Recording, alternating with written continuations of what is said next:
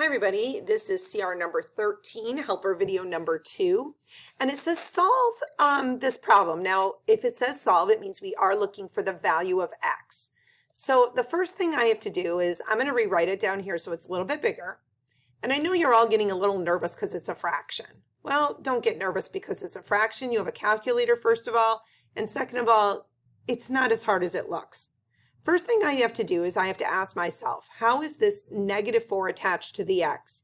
Because my goal is to get x by itself. And in order to get x by itself, I have to do the opposite operation. Well, the -4 is attached to the x by multiplication. The opposite of multiplication is division. Oh, I don't know what's happening there. Hold on, let me just erase that. I don't know what that was, but we're going to try this one more time. So I'm going to divide both sides by -4. I know this looks terrible, but it's not as bad as you think. These -4's cancel out because anything divided by itself is a fancy form of 1. And now I just have to take 3/4 and divide it by -4. I'm going to put that over 1 because I'm dealing with fractions. Well, I skip, I flip, I remember it's still a negative, and I multiply.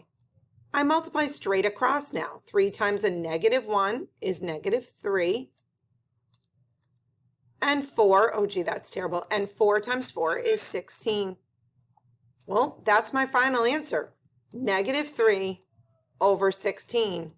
And look at, it's right here, letter B. Not as hard as it looks. Good luck.